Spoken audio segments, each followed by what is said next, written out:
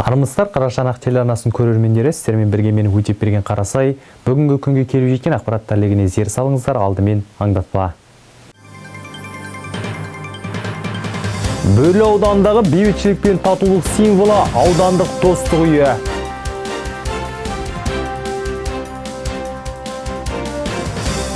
Жасөспірім ұлдар мен қыздар арасындағы спартакиада. Ауданда рухани жаңғыру бағдарламасы аясында жұмыстар жалғасуда. Ұлы дала елі бағдарламасы аясында аудандық достық үйінің есеп беру концерті өтті. Аудандық мәдениет үйінде өткен шараға этномәдени бірлестіктер жыл бойы атқарған жұмыстарын баян етті. Аудандық мәдениет үйінің фойесінде алдымен көрме ұйымдастырылды. Бөрлі ауданын мекендеген қазақ, орыс, украин, татар, өзбек, корей, беларусь халқының ұлттық ерекшеліктеріне, мәдениетіне арналған арнайы бұрыштар, қолөнер бұйымдар мен тұрмыстық заттар, тарихи жәдігерлермен жасақталды. Бірлестік мүшелері жиналған қауымды қуанышпен қарсы алып, игі лебіздерін білдірді. Да, мы все казахстанцы, но у нас есть шикарная, прекраснейшая возможность. Қазақстандықтардың татулығын паш ету мақсатында бүгінде этномәдени бірлестіктері құрылып жұмыс жасауда. Біздер Приуралия этномәдени бірлестігінің өкілдері бірлік пен татулық еліміздің гүлденуі жолында жұмыстана бермекпіз. Әр ұлттың өзгеге мақтан етер өзінің мәдениеті, салт дәстүрі бар. Егістерді насихаттау жолында біздің басымызды аудандық достық үйі біріктіреді. Осыдан 3 жыл бұрын ауданымызда өңірдегі ұлтаралық пен татулық пен діни тұрақтылықты нығайту мақсатында достық үй ашылған болатын. Бөрлі аудандағы бейбітшілік пен татулық символына айналды. Бүгінгі таңда Бөрлі ауданында 8 этномәдени бірлестік тіркеліп жұмыс жасауда. Жалпы этномәдени бірлестіктер өңіріміздегі қоғамдық саяси мәні бар іс-шаралардың басы қасынан табылып, ауызбіршілік танытады. Көптеген бастамаларға бастамашы болып, белсенділігімен көзге түсіп жүр.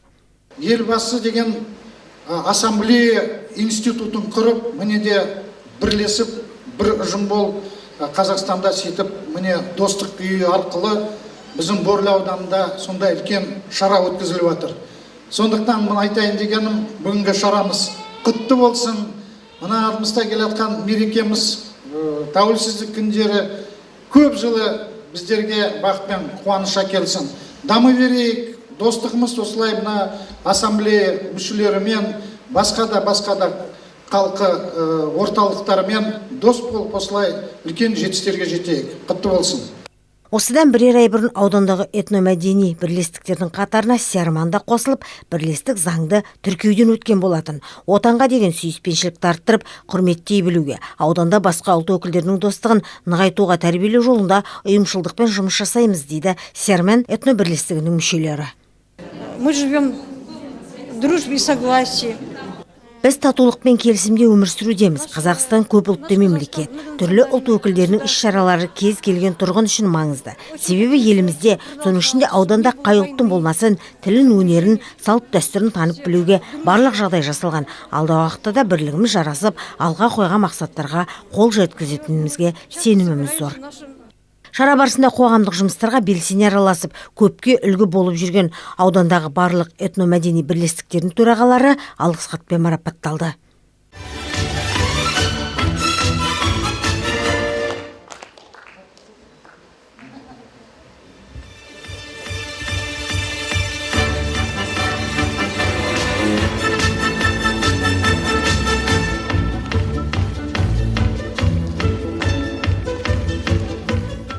Біздің Қазақстан Республикасының биыл тәуелсіздігіне 27 жыл болғалы отыр.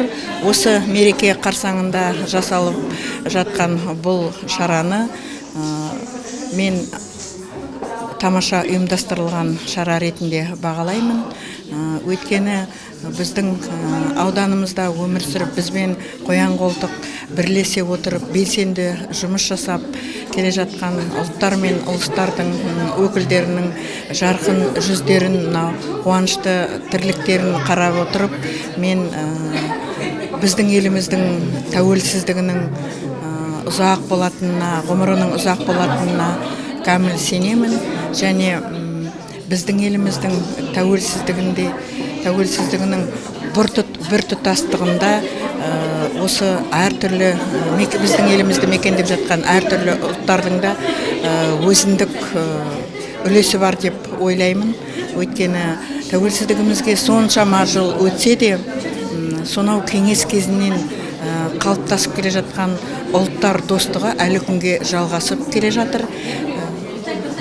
Осы ұлттар достығы әрбір ұлттың бірін-бірі өкілдерінің бірін-бірінің өнерін, тұрмыс тіршілігін, салт дәстүрін соншалықты құрметтейтіні және әлі де өзара біртұтастығын, достықтарын бұзбай тату тәтті өмір сүріп келе жатқанының өзі біздің тәуелсіздігімізге еш уақытта нұқсан келтірген жоқ 27 жыл бойы. Бұдан кейін де нұқсан келтірмейді деп ойлаймын. Және өзге тәуелсіздігін алған өзге елдермен салыстырмалы түрде қарағанда, олар біздің елімізде өмір сүріп отырған ұлттардың біртұтастығы мен достығына қызғана да қызыға қарайды деп ойлаймын. Және осы тәуелсіздігіміз ұзағынан болғай деп тілеймін. Салтанатты шараға жиналғандар Қазақстан халқының татулығын насихаттау жолындағы еңбектің жемісті болуын тіледі. Кеш соңы концерттік бағдарламаға ұласты.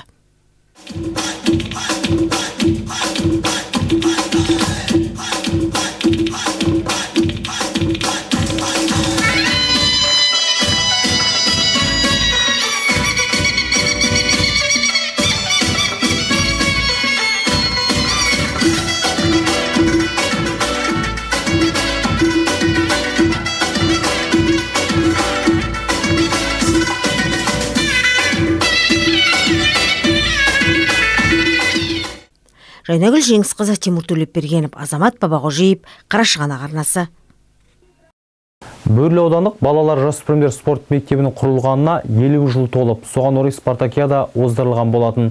Ауданымыздың спортшыларымен қатар облыс орталығынан және көршілес аудандардан жасөспірімдер өзара бақ сынасты. Өткен апта аудан тарихы үшін елеулі күндермен есте қалды десек артық айтқандығымыз болмас. Аудандық балалар жасөспірімдер спорт мектебіне 50 жыл толып, түрлі спорттық сайыстар оздырылған болатын. Соның бірі жасөспірім ұлдар мен қыздар арасындағы спартакиада. Спартакиаданың ашылуына Батыс Қазақстан облыстық дене шынықтыру және спорт басқармасының басшысы Әсия Аманбаева, аудандық мәслихат хатшысы Әділхан Кулекешев, самбодан осы жылдың әлем чемпионы Нұрбол Серіков, спорт саласының мамандары мен ардагер спортшылар шақыртылды. Құрметті біздің аудан тұрғындары, мұның балалар жасөспірімдер спорт мектебіне бүгінгі күні 50 жыл толып жатыр. 50 жылда ел жаңа деген осы мектепте талай-талай балдар тәрбиеленіп шықты. Осы 50 жылдың ішінде енді нағыз статистика жүргізбегенмен де, бірақ есебіміз бойынша, өзіміздің балдардың сандары бойынша 5000-6000-дай бала осы мектепте оқып, жаңағы спортпен шұғылданған екен. Оның ішінде 7-8 бала спорт шебері, 200-ден артық бала спорт шеберіне үміткер деген атақтарын алған. Енді бірінші дәрежелі спортшылар өте көп. Осы жерде енді айта кету керек, біздің ең құрамы үлкен спорт мектептерінің бірі осы облысымызда. Негізінен енді ол тарихына көз шалсақ, ол 70-ші жылдары, мысалы 68-ші жылдары бастағанда ол хоккей, футбол, жаңағы ойын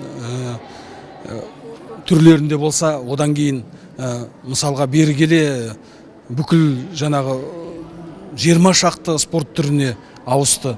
Оның өзі де даму үстінде деген есептеміз. Және де біздің спорт мектебіміз ешқашанда жаңағы төменгі орында жүрген жоқ.